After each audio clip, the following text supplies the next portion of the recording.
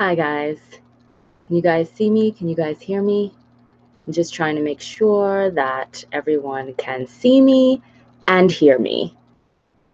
The playback is a little slowed down, so okay, perfect. I think you guys can see me and hear me. Okay. Welcome back to my channel, OhSheReads here. And in today's Sunday video, I just wanted to talk to you all about my not my reading plans, my writing plans for 2019 and about my 2018 Nanowrimo novel. So I just wanted to talk to you guys about my writing for the year, what my plans are, and chat with you all a bit. Perfect. I see y'all are in the chat. I hope the lighting is a little bit better.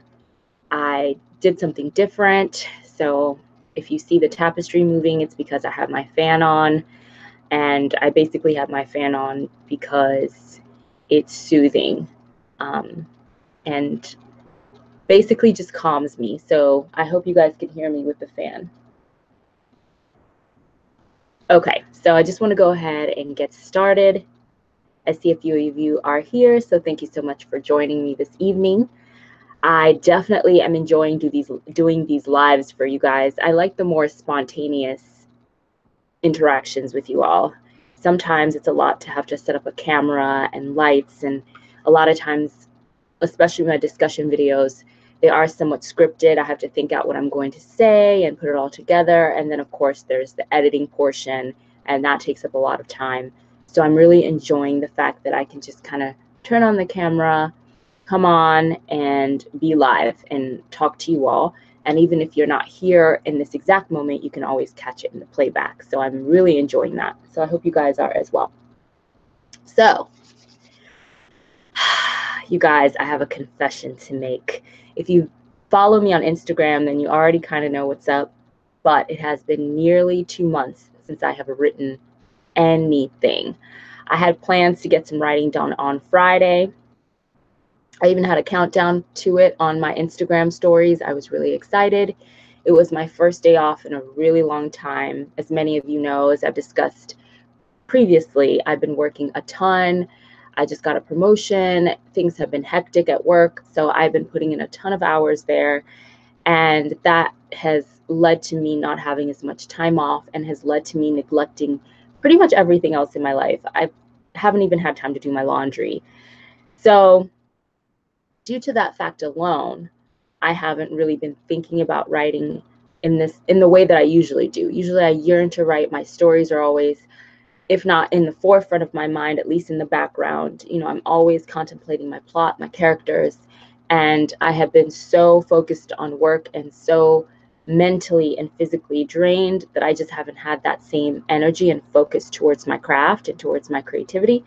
So I feel like all my creative energy was channeled into just regular life things like working and just trying to get through each day and trying to give my best at work and be there for my coworkers and be a good team member and all that stuff. So I was planning to write on Friday, but I ended up at the car dealership for about 5 hours. It was a successful trip. I did get a car, so praise God for that. Everything worked out beautifully. But I guess I didn't realize how draining that experience was and nerve-wracking. First of all, I didn't have anything to eat that day besides a bag of Cheetos. So there's that. But when I got home, I just crashed. I met up with a friend that evening and I was completely drained. I had no energy to do anything else. And so that was a bust. And then on Saturday, I had to go to work, but I had plans to write Saturday evening. And by Saturday, I mean yesterday. And same thing, I got home from work and I completely crashed. And I think my body is just trying to tell me that I need to stop. My body was basically forcing me to stop, forcing me to take a break. And so I just had to listen to it. And I've gotten a lot of encouraging messages and DMs from you guys on Instagram telling me that it's okay, that, you know, these things happen and the story will be there when I get back to it. I think for me, it's a deeper issue because I guess the last time in my life where I allowed my life to grow so much that it almost got away from me, the last time I allowed my busyness and my career and things like that to kind of get away from me, I took a break from writing for years. And so I'm very afraid of having that happen again. I'm very afraid of history repeating itself in that manner. So I think that that's where a lot of my anxiety comes from, is the fear that if I just continue to allow myself to keep going as I am now, that this break from writing will just become a hiatus, basically. And that's what I don't want. So yeah, I haven't written anything since November 30th of 2018 when NaNoWriMo ended. The holidays came, and then this month, as I've said, has been crazy. So I do have a plan for my writing. It's a plan that I came up with last year. Because this month has been so insane, I am behind. So I'm behind about 3.5 weeks on my plan. Let's see what you guys are saying. Lauren, you love my tapestry? I love this tapestry. I'm obsessed. Amazon girl. Let's see. Hey, Brittany. Thanks for the congratulations on the promotion. It was a long time coming, and I'm happy with it. Ted says, completely understandable. I can relate. You set aside a specific writing day or either never get around to it or just come up blank, just stare at the screen. Yes, it's crazy. Like when your creative energy is being used up so much in other areas, when you finally do get a moment, I have had those moments where I just sit in front of a blank screen and my mind just short circuits and I have nothing left to give to my art. And it breaks my heart. I hate that.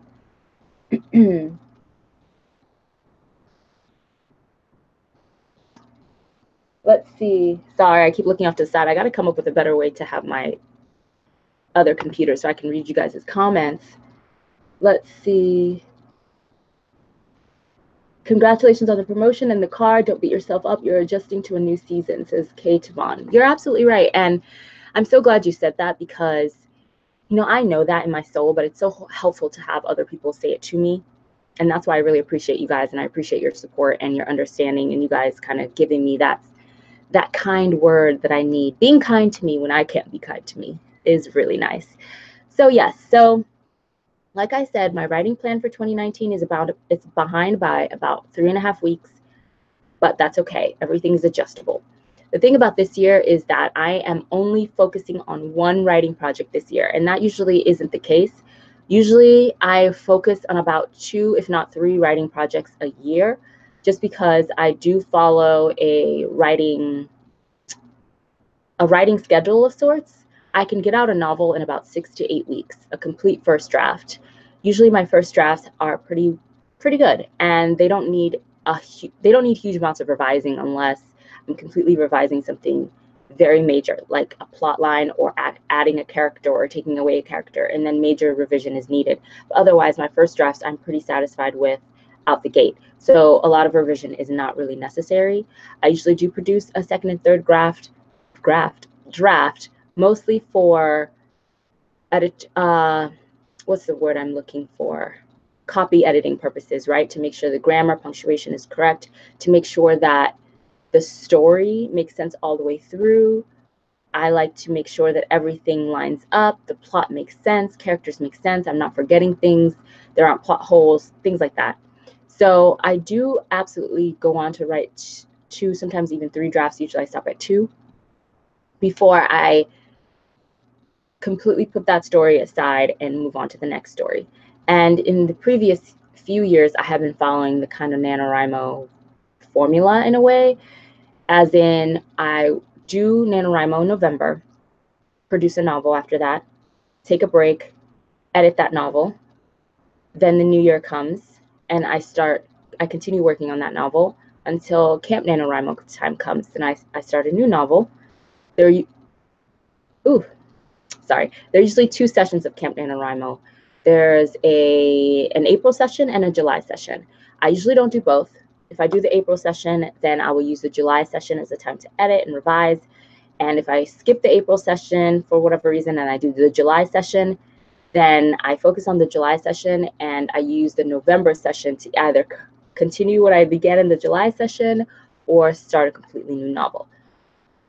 So I don't have a lot of unfinished novels, but I do have a lot of novels that I don't feel are ready for publication. And that's why I haven't heavily pursued publication in past years, despite having completed drafts.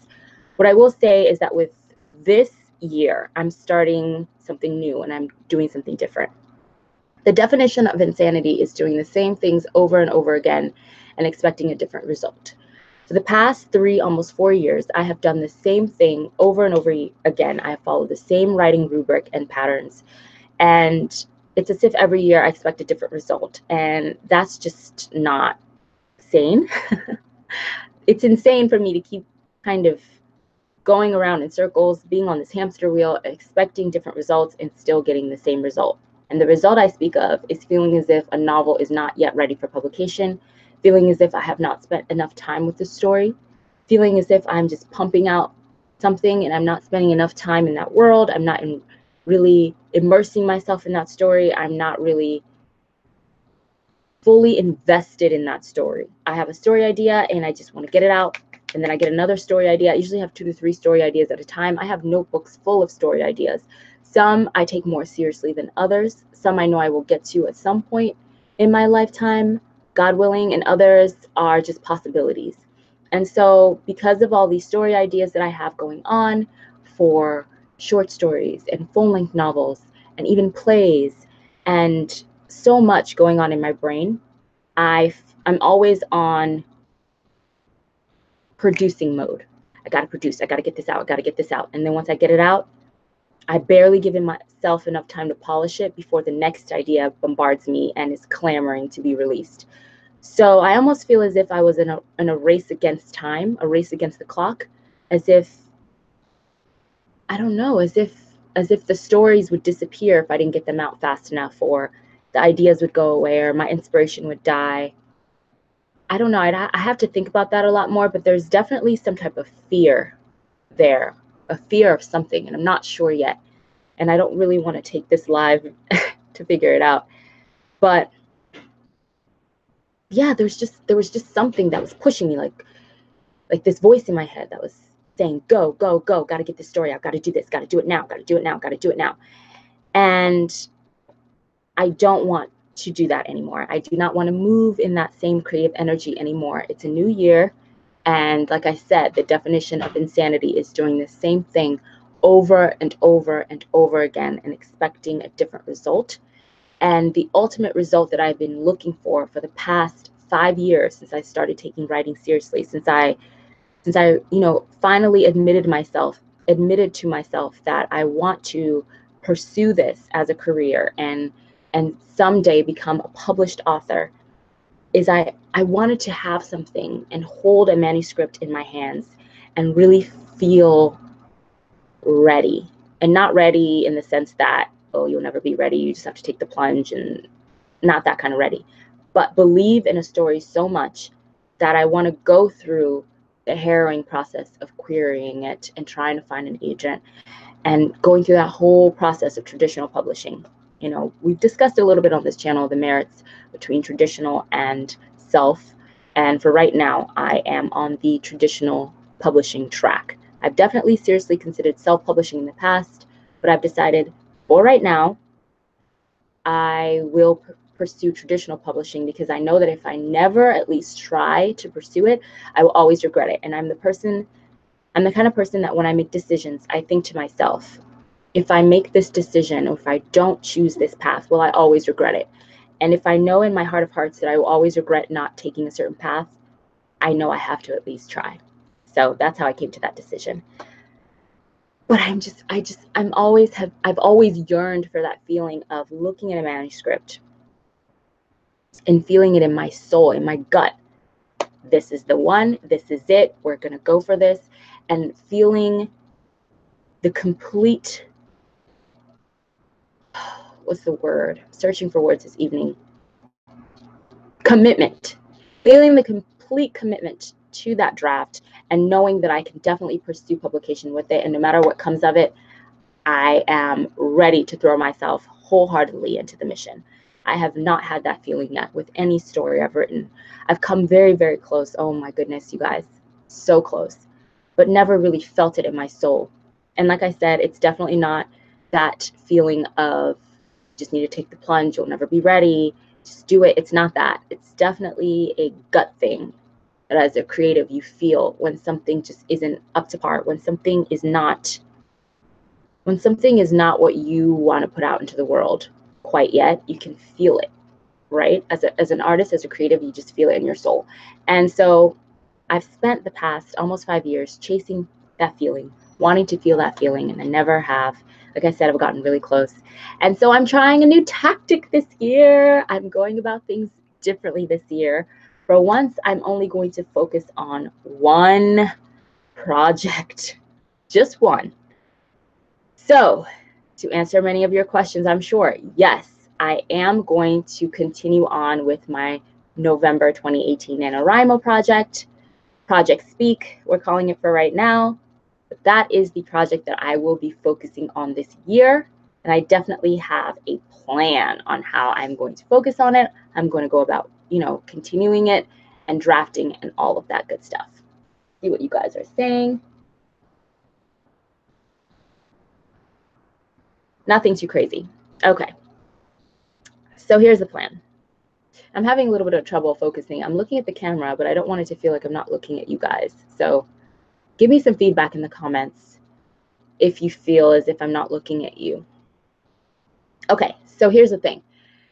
Now, when I say I'm 3 weeks behind in my plan, that's because as I was writing my NaNoWriMo project, I realized that there was so much research that I needed to do. A lot of research, a ton of research. The story I'm writing started out as a, what did it start out as? It started out as a new adult romance? No. It started out as a high school romance.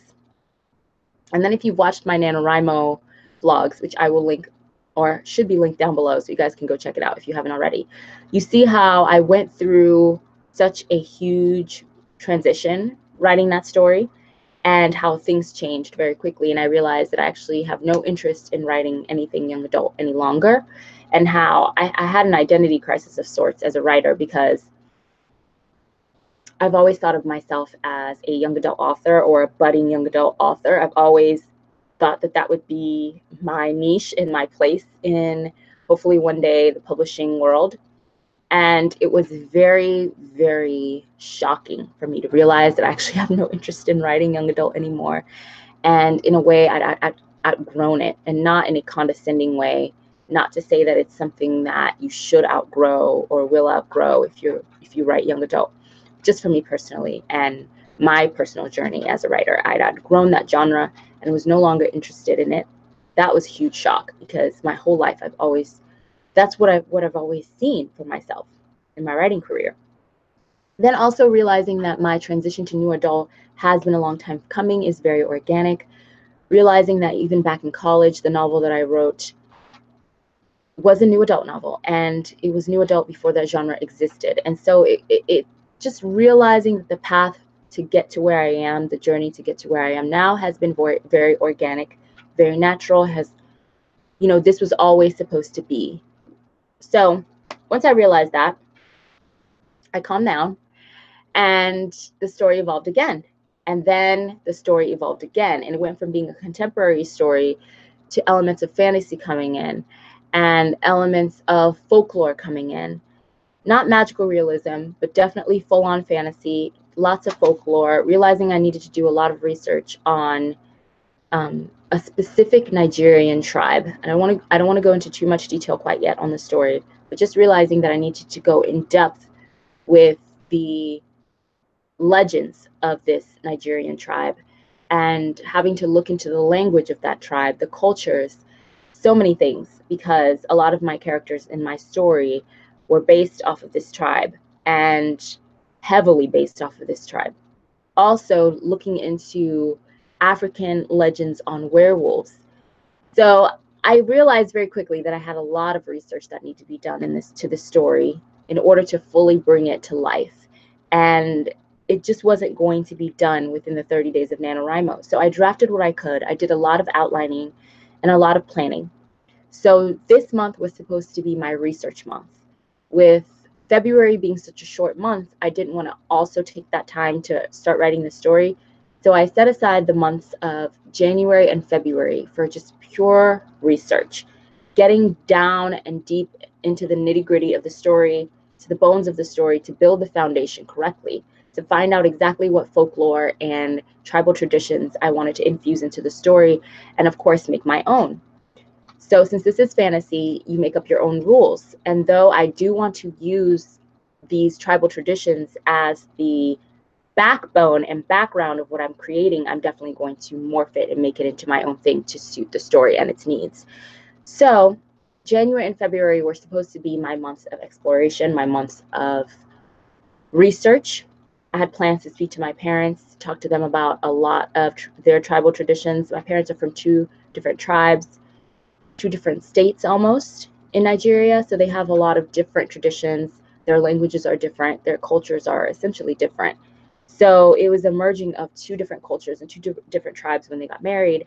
And there's a similar situation going on in my novel. And I wanted to talk to my parents about that experience and, you know, what they went through when they decided to get married, because there was a lot of family opposition. So I wanted to discuss that with them and just get their firsthand account so that I could use that as an influence on my story and have that inside account. So there was that. Also, I wanted to take the months of January and February to make a full outline. Now, while I did outline during NaNoWriMo, it wasn't a full outline like I truly like to do. I really like to dig down deep. I like to outline every single character, their story arc, their trajectory, their character development. My outlines are very detailed to the point where some might call me insane, but I like to outline also by hand. And I like to have a specific notebook for every story I've ever written, and I just use that notebook for outlining. I like to get really deep into the details and try to flesh out as much of the story as I possibly can, because from that outline is what I'm going to use to write the story and make sure that the story is cohesive and that it flows well, that there are no plot holes, that all the character development is in sync with one another, and that certain scenes happen when they should, the climax happens when it should, and also to make sure that the characters have the right chemistry. You know, sometimes you may think of a character and it doesn't work out exactly how you planned it on the page, and characters do tend to change at times. The tone of characters can change, even the sex of characters can change at times. You might think of a male character, and by the time you're done really fleshing out the character, fitting them into the story, making sure that they work for the plot, you know, plugging them into the story, essentially, all of a sudden that character has become a female character. So that's happened to me quite a few times. So I just like to be very detailed to sort of see what the characters are going to become and how they plug into the story and how they make sense within the fabric of the entire story, the world, everything. Oh, so much. Get to y'all's comments in just a second. I don't want to lose my thoughts. So January and February, that was the mission for those 2 months.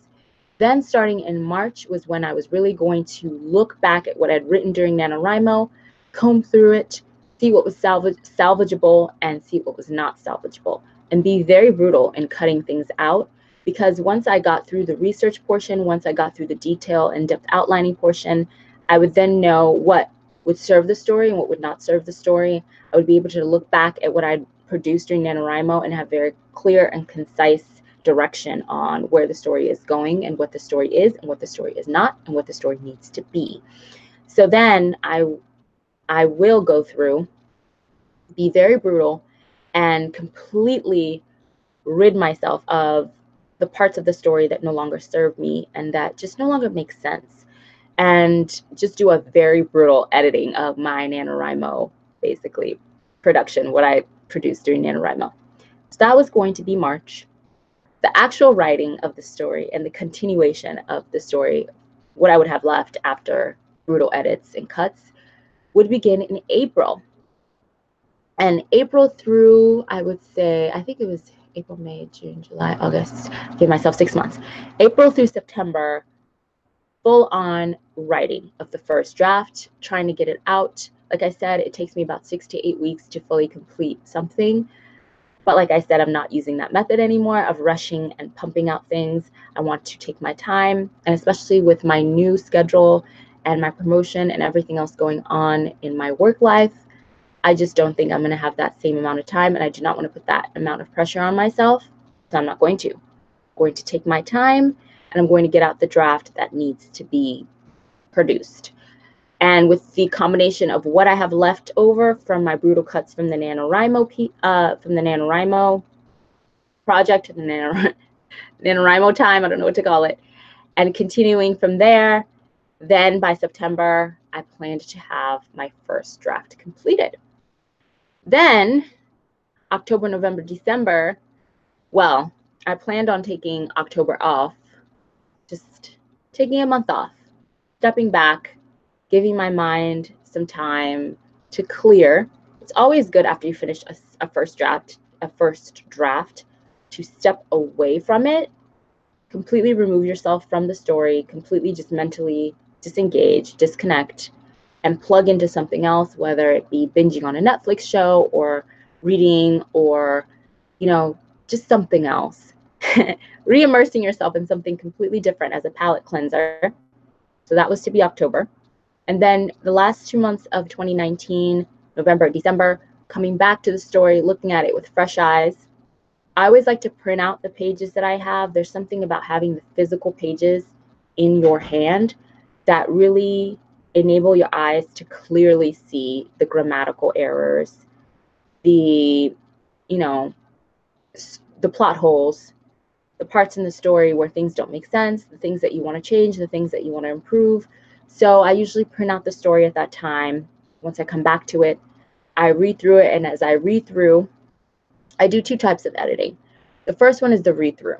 You read through, and when something catches your eye or jumps out at you, or something just doesn't feel right, I either do the strikeout method with a red pen, or I highlight sections that I'm like, I put a question mark, like I'm not sure about this, and then I try to be detailed in the margins. Is it the writing that I'm unsure of, that I feel is not right? Is it the character at that point? Is it the story? Is there something wrong with the plot? So I try to be as detailed as I can at the margins in the printed out draft that I have in my hands. So that's the first read through. Then I take a week or 2, step away, re-immerse myself in something else, cleanse my palate, so to speak. Then I come back to it and do a second read through that is a lot more detailed. I go through line by line of what I have. Excuse Teddy, he's just whining. I go through line by line of what I have and try to really see what I'm going to fix, basically, in the second draft. And then that was to be my November, and then December is always a tough month because of the holidays and things like that. So December, I was planning on tentatively starting my second draft. So that's my writing plan for the year. Very detailed, I know. And I know that I'm 3 weeks behind schedule, but December was a toss-up month anyway. There was no real concrete plan for December because December is such a rough month with the holidays and family. So it was never set in concrete that I was going to start writing my second draft in December. Yes. So I'm just going to shift everything down about 3 to 3.5 weeks. And I have plans to start I'm grappling for words this evening. I have plans to start my researching on Monday. So as of tomorrow, after I get home from work, I'm going to start my researching, and I'm very excited about it. I cannot wait. It just feels like a weight has been lifted off my shoulders, and I am using this live and this video to keep myself accountable. I always feel that when you speak your plans out loud and you kind of do speak things into existence, and it's also nice to have it recorded here on the internet so that you guys can keep me accountable, and I have this to go back to when I start to slack off. Let's see, what are you guys saying? Ted says his last film focused on a mother and grandmother, which was very new for me, as I usually wrote young adult characters, pushed me out of my comfort zone as a screenwriter. I spoke to my mom a lot when I wrote that script, especially as I was writing from 2 very different women's perspectives. Lauren says, I also outlined by hand in a notebook. This upcoming book of mine, I had to put the scenes on note cards and stick them along the wall to get them all organized. Ted says that's a very realistic outline. Try not to put too much pressure on yourself, though. Facts. Yeah, that's definitely going to be something I'm going to try my hardest not to do, and that is to put pressure on myself. I definitely want to be in a more organic, peaceful, and loving creative space this year. That's why I am taking a full year to focus on just one project. And even though I do have a plan, nothing is set in stone, and I'm just going to go with it. My number one thing is just once I really do start writing the project, to write every day. I think that is very important, to not go a day without writing when you are seriously in writing mode. When you do miss days, things tend to get a little bit more difficult. You lose momentum and you can lose your trajectory and lose steam, so to speak. So, but yeah, that's my writing plan for 2019, and also my plans for my 2018 NaNoWrimo novel. I do plan to do writing vlogs. I don't know how often. I know a lot of people do like monthly writing vlogs or weekly writing vlogs. At this exact moment in time, I'm not sure how realistic that is for my life. But I do have a second channel, which I have linked or should have linked in the description box of this video, that basically has all of my NaNoWrimo vlogs from last year. So that includes my April Camp NaNoWrimo vlogs as well as my November NaNoWrimo vlogs. So you guys can definitely go check those out if you enjoy watching vlogs and or writing vlogs. They're there for your enjoyment. And I think I'm going to shift the majority of my writing vlogs and my writing videos to my second channel. I've had this channel for over a year, but I think it's time to start posting on it. It's called OhSheVlogs, and I've linked it down in the description, so you can go check it out. I don't have any videos posted yet, but it would be nice if I could get some of you to subscribe just to get things started and, hit the notifications button. And then once I post my first vlog on there, you will get a notification. I do have a lot of video material that needs to be edited, so I'm going to comb through what I have. Some last minute vlogging from the end of 2018. So I'm going to see what I can pull together, and then I will post it on that channel for those of you that enjoy that type of thing. No pressure though. So yeah, those are my writing plans for 2019. I thought I was going to hit the ground running. That has not been the case, but it's okay. It's okay. These things happen and everything is going to be fine. And I am looking forward to it. I always get so much joy out of writing, and it's moments like these where life seems to take over and you don't get to write for a minute that you forget it. You just forget how much you love it. Or maybe if you don't, you forget how much it fuels you. And I can't wait to get back into that space of just loving it and being fueled and being driven creatively and being consumed by the story, and just so excited to get to writing every single day. And yeah, I'm looking forward to being back in that creative space. Let's see here. Yeah, so if that's it, I'm going to go ahead and wrap up this live. Thank you so much for those of you that joined me. I hope that your writing is off to a great start as well this year. And if it's not, then you know what? We're only in the beginning parts of the year, and there's always time for things to improve.